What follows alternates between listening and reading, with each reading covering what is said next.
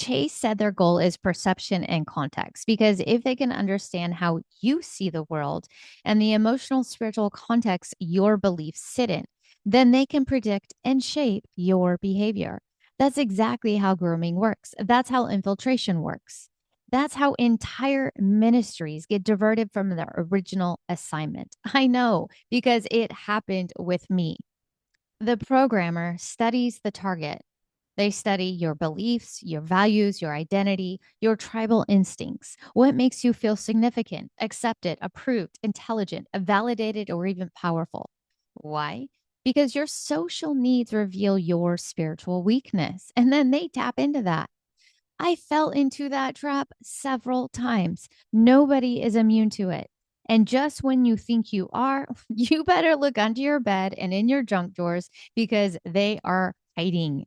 Once they identify your primary and secondary needs, they know your fears, they know your insecurities, they know exactly how to manipulate you.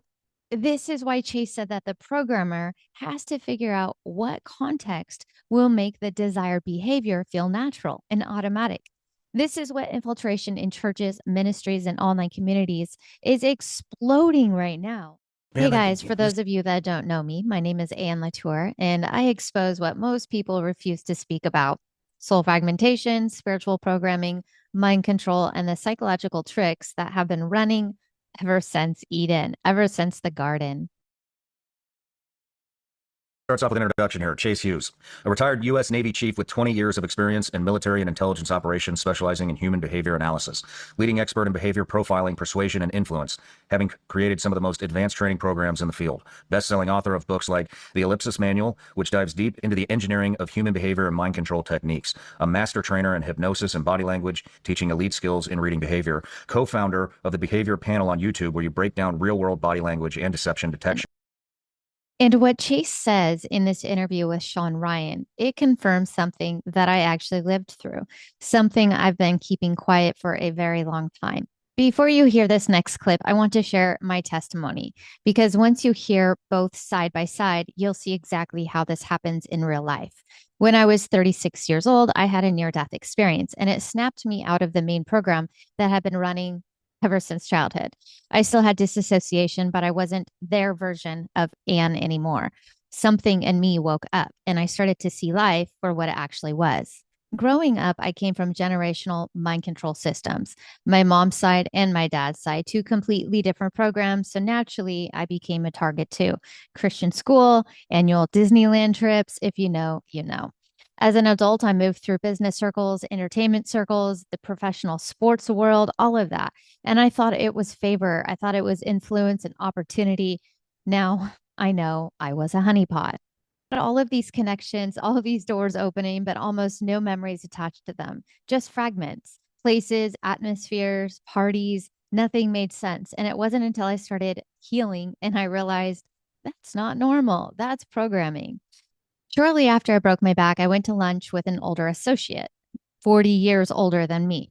And I say that for a reason.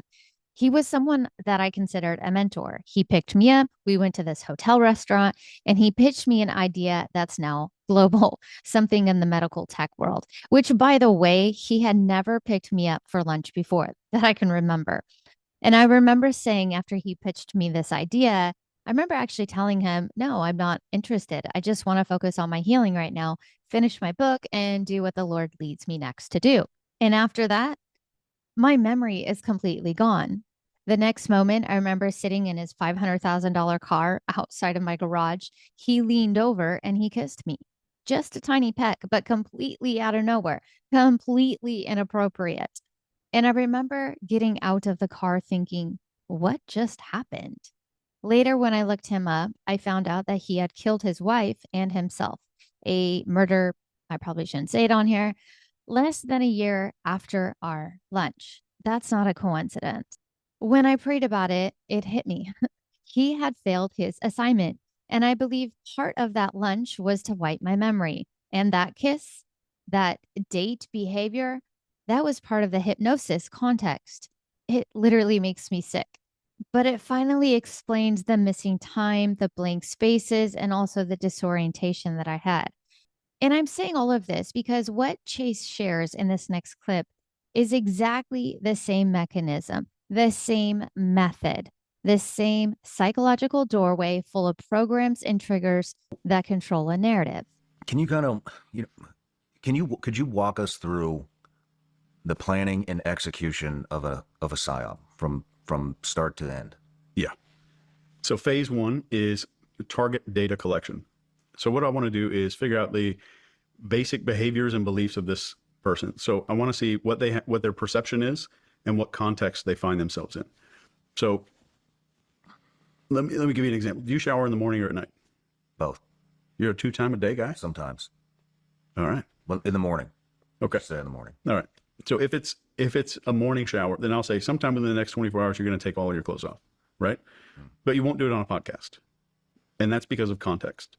So if I can figure out a way to make you to shift the context in your mind, I can get you to do anything. Like, you're not going to take a gun right now and shoot me, right? But if the context was different and I was like running at you with a knife or something, then you would. So if I shift context, I can get desired behavior out of any human being.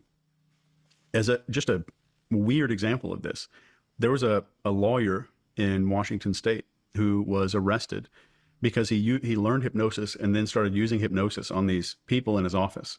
And there's a woman who'd been seeing this lawyer, and he was hypnotizing her, and she noticed one day that her bra was misplaced, like kind of pushed to the side a little bit, and that he had like helped her redress or like put her clothes back on. So she brought a recorder in there and figured out that this guy would put her under hypnosis and say, and now you're coming home. It's the end of the day.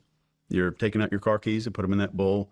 You walk to the bathroom, you turn that hot shower on, and now the context is shifted.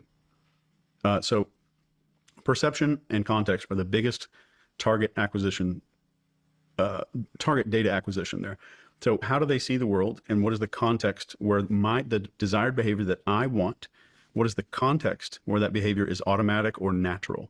When Chase shared that story about the counselor hypnotizing that woman, getting her into a mental context of taking a shower and then using that vulnerability to rape her, something in me clicked, because that's exactly how it works. It's subtle, it's familiar, it's wrapped in some form of trust, and it made every part of my own experience make sense. The missing time, the blank memories, the inappropriate kiss that felt like it belonged to some other scene.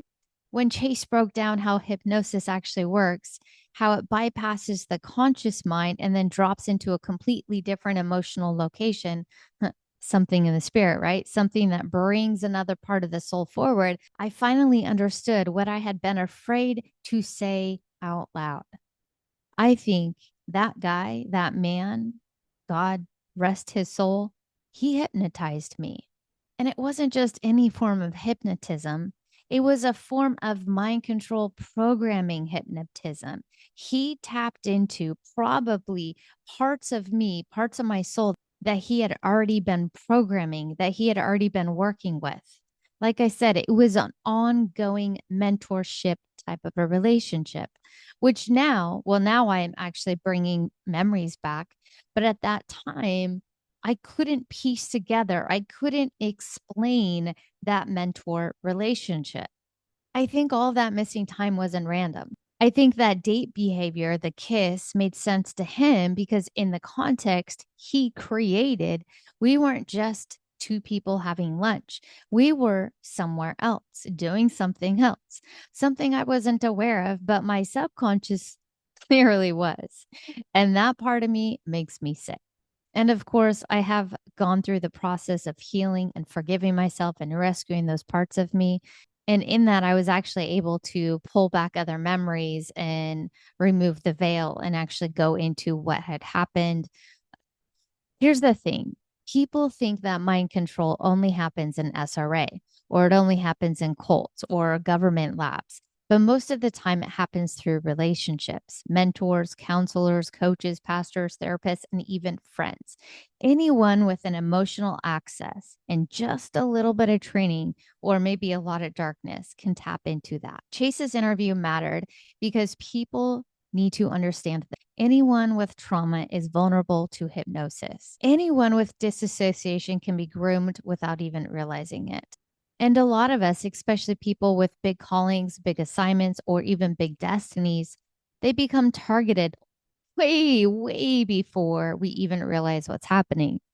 I will be sharing my most recent brainwashing testimony very soon because, in my case, it wasn't just strangers manipulating me. It was people I thought were my friends, people that I trusted, people I opened my life to, people I prayed with, people I trusted to pray for me. And I was being mind wiped daily or almost daily. But I share this so that you'll understand something. If any of Chase's stories hit you with that strange, I don't know why, but this feels familiar feeling, well, you're not crazy and you're not just imagining it. It's not some form of spirit of fear. Your spirit is recognizing the truth before your mind, before your consciousness catches up with it. So I do encourage you to go to my website, advocatesofheaven.com, and register for our emotional healing webinar. It's a 30-day program that takes you through recognizing triggers that lead to those behaviors. The program is designed to help you help yourself reset your own programming to align with the mind of God, the mind of Jesus Christ of Nazareth. So in this next clip, Chase breaks down something most people have never even thought about, how perception and context can be engaged to control behavior. And as you listen, I want you to think about not just the governments or agencies, but think about the churches, think about the ministries or the small groups, the influencers on your social media, and even your own personal relationships. Because it's not just psyops, it's spiritual strategy. This is how the kingdom of darkness infiltrates communities by studying people, reshaping their perception, and then subtly altering the context that they make decisions from. And once I heard Chase describe this blueprint, it explained so much of what we're seeing in Christianity right now, especially among leaders and influencers who start off pure and then slowly drift slightly off their teachings that lead people into a blended truth lie doctrine. Watch this clip carefully. So first I want to get perception.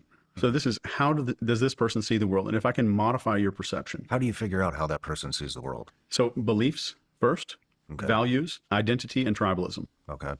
So like what's important to them, what's important to the tribe versus the individual, because those are always different things.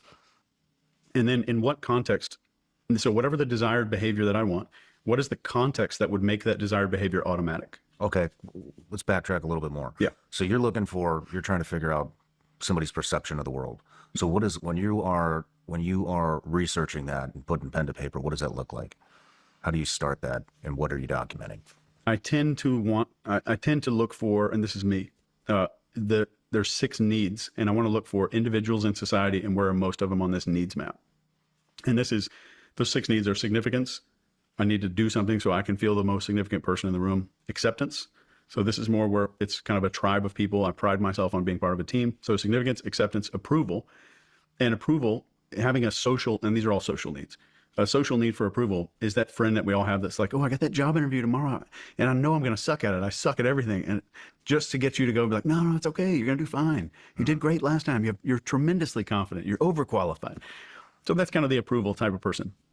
And the final 3 are intelligence, pity, and strength. So intelligence means I need to do something where other people are going to see me as intelligent. And then pity is like, they're asking the question, like, do other people realize how bad I've had it or how much I've been through? And the strength and power person at the end is, can I behave in such a way where no one will ever challenge me? So I'm going to show a lot of posturing, kind of like the false alpha male syndrome. Okay. A lot of that. So and the cool thing is, even in a conversation one-on-one, you can spot someone's needs usually within a minute and a half. And if I know the person is, let's call it an acceptance need person, I automatically know that their social fear is being outcast, being judged, or feeling some kind of social guilt. No shit. So it's one or the other of the stuff that you meant, or could there be more? You could have one of those with a secondary. Okay. So you typically have a primary and secondary. Okay. But if I know that you're if your need is being significant, I automatically understand that your deepest insecurities are about feeling small, insignificant, like you don't matter to anybody and you have no impact. Okay. So I know instantly, just by understanding you're on this needs map, I know where your fears and your insecurities are better than probably your therapist that's been working with you for a year and it's been a minute and a half in a conversation. So a cult recruiter could use this as easily as a psyop doing it on an entire group of people. Are there these traits that the majority of folks have, needs? Yeah. So when I teach people this, and the system that I teach is called NCI, it's neurocognitive intelligence. When I teach people this, I always default to significance and acceptance. You are important, people like you. Those two things are the most easy to sway a person's behavior with. Okay. Because the two biggest fears are, I don't matter, people don't like me. Gotcha. Right? So once you figure out the needs, then you have those insecurities, and then you want to figure out a plan to weaponize or leverage those insecurities. And we'll typically do this in small ways. So we kind of view it as a wedge. And the small things that we do matter a lot on the end. If I could go into like nerd mode, I'm going to talk about a piece of research here. And Bob Cialdini, he wrote the book called Influence, and he wrote another book called Persuasion. Fantastic books. He's a research expert for influence, human influence. They went around these, let me explain this to you. Let's say we have two neighborhoods here, one neighborhood here, one here. They're all the same demographics. They make the same amount of money. It's middle class. And they go to one neighborhood, door to door, and they ask them, will you put this giant, ugly ass, please drive safe sign out in your front yard? And in this one neighborhood, 1% of people, give or take, says yes. Then they go to this other neighborhood and they say, will you put this giant ass sign out in your yard that says, please drive safe? In the other neighborhood, 89% of people said yes. The only difference is in this other neighborhood, before they asked them to do the sign, they went around a week in advance and asked everybody one simple question. Do you support safe driving? And who's going to say, no, no, I don't do that. Of course, everybody says yes. And the moment they say yes, they say, I'm so glad. Thank you. The survey's finished. And would you mind placing this tiny sticker on a window that's facing the street that says drive safe? It's like that big, like one of those little alarm company stickers, right? So my stomach's making noise. I hope it's not coming through on the mic. All good, we can man. keep it in if you want. So in this, what they did was, do you support safe driving? So now I've got you to make a social commitment because there's two of us standing here at your doorstep. So you've just told someone who you are as a human being. Next, now that you've said that, I ask you to do this, and it's not that big of a deal. But a week later, I come to your house and ask you to put this ugly sign in your yard, and you say yes because of this chain of commitments that I've got you to go through. And it's not just commitment. It's me getting you to agree who you are as a person. So you kind of roll along with that identity. So at the beginning of our conversation, if I was an intelligence operator and I wanted to manipulate you, I might talk about my social anxiety. When I was a kid, when I was like 19, I had crazy social anxiety. I felt like a fake everywhere I went. But if I started a conversation talking about that, and then I was like, Shawn, how did you get to the point of being this like open with other people? And the moment you answer my question, I've got you to agree to the next behavior that I need to get you to do. Does this make sense? How so? I'm starting to pull you out of the box. So I just got you to agree that you are A, not closed off. You're B, you're going to talk about your past. So I've woven it into your identity in just this conversation. I mean, if you talk someone into being open, they're not going to live the rest of their life open. But you've got them to commit in this little conversation. So the moment I want to go a little outside the box, or I want to start talking about intelligence or something like that, you're more likely to do it because I've got you to make that first identity agreement about who you are as a human being just by asking you that. Or I might complain about people who are really closed off. I might say, there's so many people out there. They just live their lives in this little prison, worried about what other people think. Mm-hmm. And people will nod their head just like that. And the moment you nod your head, you're like, yep. But what are you silently agreeing to? That's not me. I'm not that person. Okay. So now that you've heard that, let me break it down. Chase said their goal is perception and context, because if they can understand how you see the world and the emotional, spiritual context your beliefs sit in, then they can predict and shape your behavior. That's exactly how grooming works. That's how infiltration works. That's how entire ministries get diverted from their original assignment. I know, because it happened with me. The programmer studies the target, They study your beliefs, your values, your identity, your tribal instincts, what makes you feel significant, accepted, approved, intelligent, validated, or even powerful. Why? Because your social needs reveal your spiritual weakness, and then they tap into that. I fell into that trap several times. Nobody is immune to it. And just when you think you are, you better look under your bed and in your junk drawers because they are hiding. Once they identify your primary and secondary needs, they know your fears, they know your insecurities, they know exactly how to manipulate you. This is why Chase said that the programmer has to figure out what context will make the desired behavior feel natural and automatic. This is what infiltration in churches, ministries, and online communities is exploding right now. They always have been, but they're big time in churches right now, especially ever since the CK incident. If they can't stop a leader, they'll slightly distort them. If they can't silence them, they'll just mix just enough truth with deception to lead their entire audience 1 degree off course. This clip is a blueprint of how the enemy operates. In fact, I believe that is how pastors and leaders end up in sexual sin, getting involved in pizzas or hot dogs, if you know what I mean. They have unhealed trauma, which is then exploited. And before they know it, there is a video of them being held over their head. I actually wrote about it and I went very deep about it in my book, Kingdom Authority, The Matrix of the Fragmented Church. If you want to go pick that up, it is available on Amazon. But what I believe is, I think a lot of pastors and leaders actually start off good, but because they weren't healed, meaning soul deliverance, then they were compromised. And in that, they were leveraged to lead thousands of Christians astray. Demons don't need to possess you, they just need wounded parts of you that can be leveraged, unhealed significant issues, unmet needs for acceptance, deep fears of rejection. Everybody's got them. They're going to find them, they're going to exploit them. They might find old wounds around approval or pity, intelligence, or power.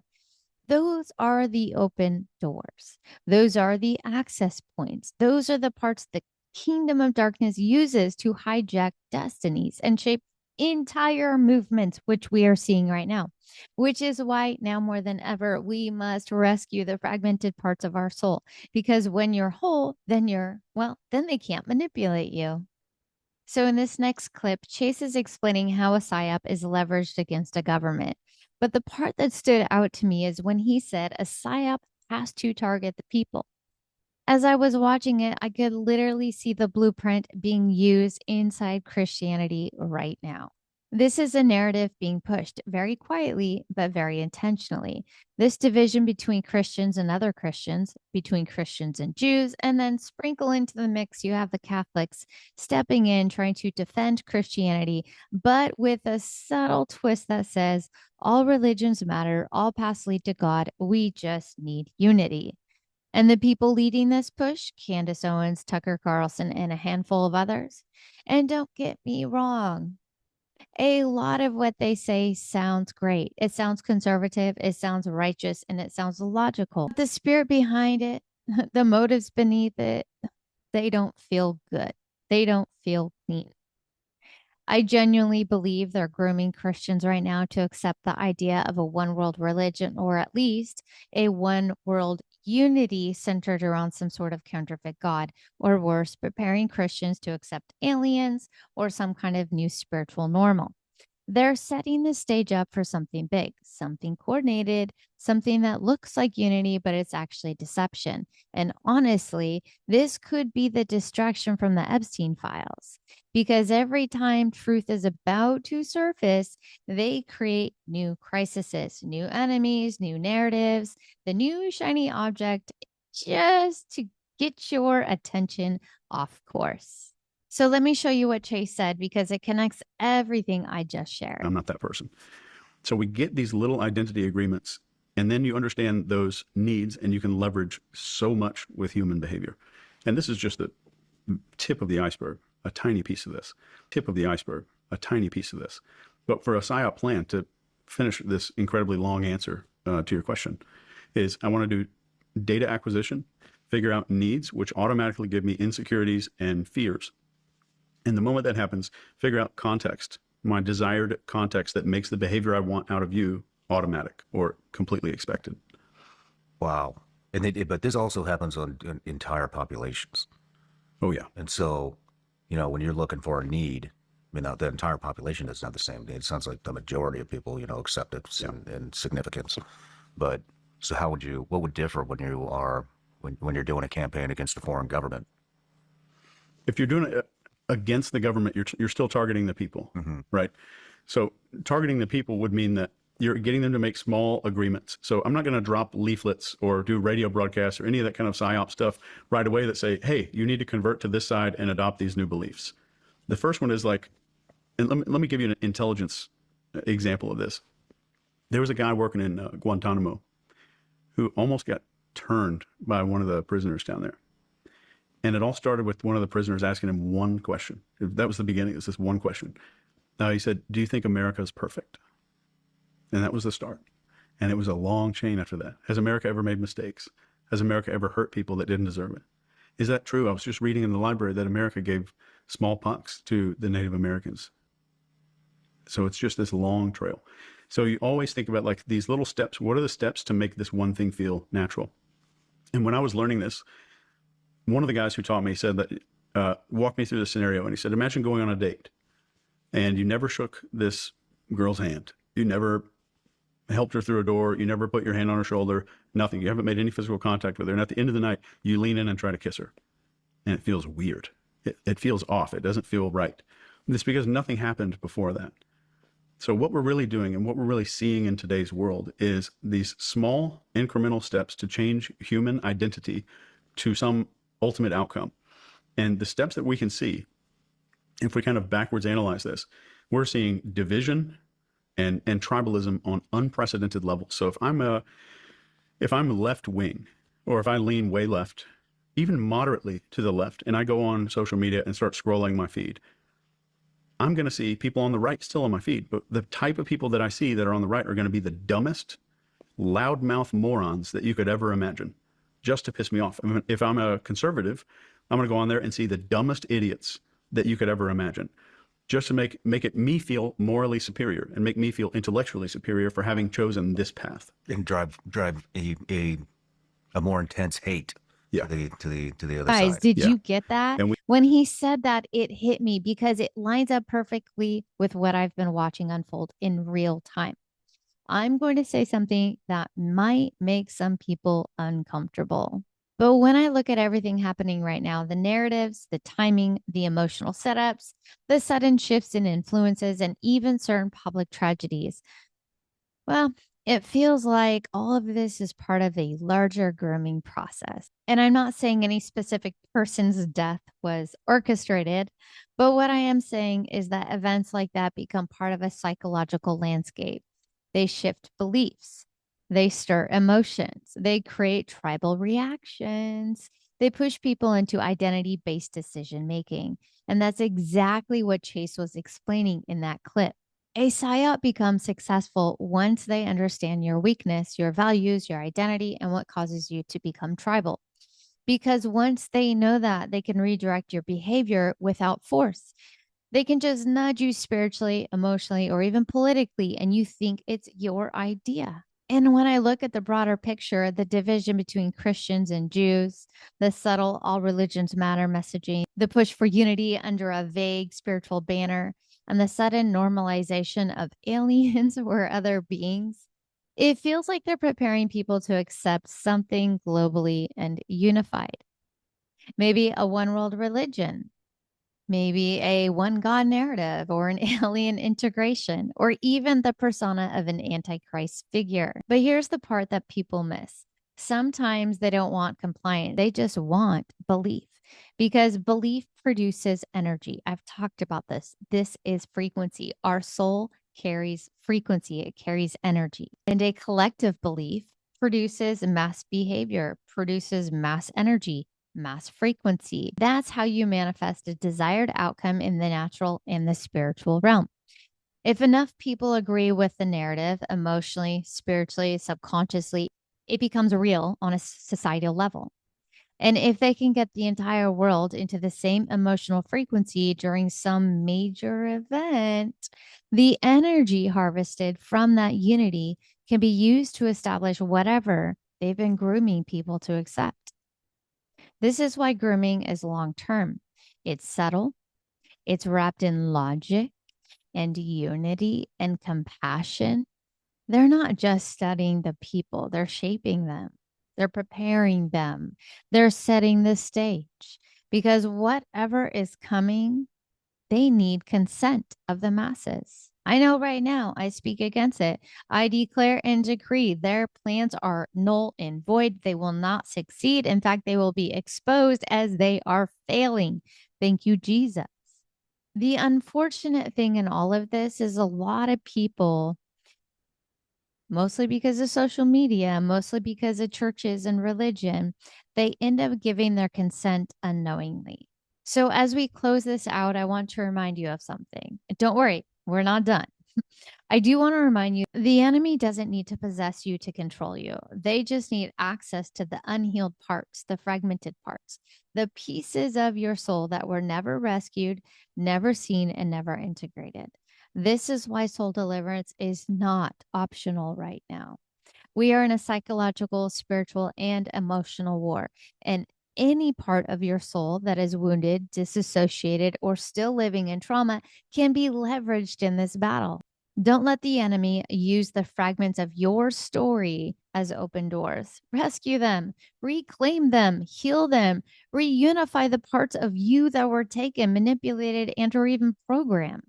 Because once you're whole, you're truly whole. You cannot be hijacked. You'll be more conscious to understand and recognize what is going on. This is about freedom. Freedom is deliverance. Deliverance is freedom. When you look that up in the Greek, that's what that is. So if you are ready to begin that process, I have resources that can help you. You don't have to do this alone.